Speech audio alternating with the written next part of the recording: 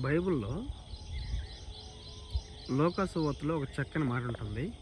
అదేమిటంటే, కాకుల సంగతి విచారించి చూడుడి, లేదా పక్షుల్ని విచారించి చూడుడి, అవి విత్తవు, కొయ్యవు, అయినను దేవుడు వాటిని పోషించున్నాడు. ఎలా పోషిస్తున్నాడు చూడండి ఒకసారి.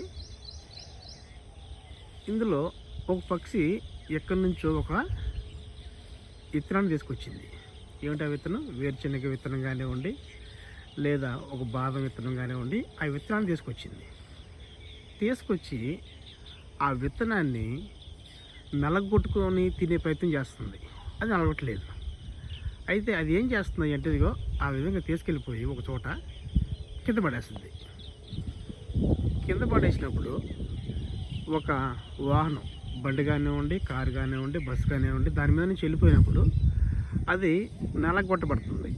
అది నలిగిపోయినప్పుడు ఈ పక్షి ఎంత తెలివి కలదయ్యా అంటే, నలిగిపోయినప్పుడు దాని దగ్గరికి వెళ్ళి అది తీసుకొని మరొక చెట్టు మీదకి వెళ్ళి దాని మీద పెట్టుకొని మరి తింటది.